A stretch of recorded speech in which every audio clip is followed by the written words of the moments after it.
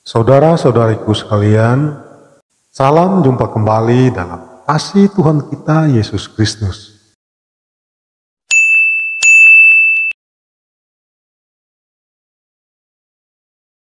Injil Yohanes yang jadi perenungan kita hari ini menyampaikan pernyataan Yesus tentang dirinya sebagai terang dunia.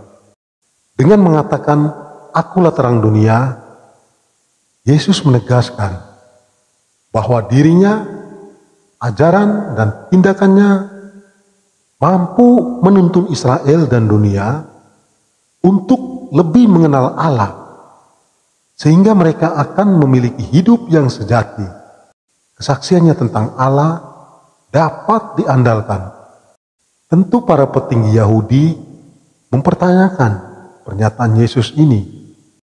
Pertama, mereka mempertanyakan kebenaran kesaksian Yesus. Kesaksian satu orang memang tidak sah menurut hukum Taurat. Karena itu, Yesus menjawab mereka dengan menegaskan bahwa ada dua saksi tentang jati dirinya, yaitu dirinya sendiri dan Bapa. Secara hukum, dua saksi sudah cukup untuk menguatkan dan membenarkan kesaksian Yesus tentang dirinya sebagai sang terang bagi dunia. Kedua, kebenaran kesaksian Yesus tentu tidak hanya memenuhi persyaratan hukum Taurat, tetapi yang terutama karena relasinya mendalam dengan Bapa. Yesus menyadari sepenuhnya bahwa ia berasal dari Bapa dan akan kembali kepada Allah Bapa sebagai tujuan dari diri dan pelayanan Yesus. Pemahaman akan diri dan relasi inilah yang membedakan Yesus dari para pengajar dan petinggi agama Yahudi. Karena itu, Yesus dapat mengadili manusia menurut ukuran ilahi, sedangkan para petinggi Yahudi hanya berpegang dengan tolak ukur dan penilaian manusiawi. Ketiga, persatuan dan relasi mendalam dengan Bapa membuat Yesus menjadi satu-satunya yang sungguh mengenal Bapa dan kehendaknya.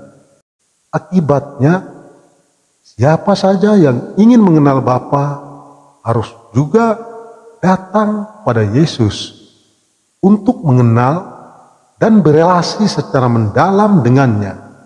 Tidak ada jalan lain untuk menikmati dan masuk ke dalam kemuliaan Bapa. Pilihan kita hanya satu, menerima Yesus sebagai sang terang. Itu berarti menerima Dia sebagai satu-satunya penuntun di jalan kehidupan, mengakuinya sebagai satu-satunya Tuhan dan panutan, serta mengikuti ajarannya sebagai satu-satunya jalan menuju Bapa. Saat ini dunia masih diliputi oleh kegelapan rohani, karena dunia telah dipenuhi oleh segala macam kejahatan dan dosa. Akibatnya banyak orang menjadi buta mata rohaninya, sehingga mereka tidak dapat melihat kebenaran.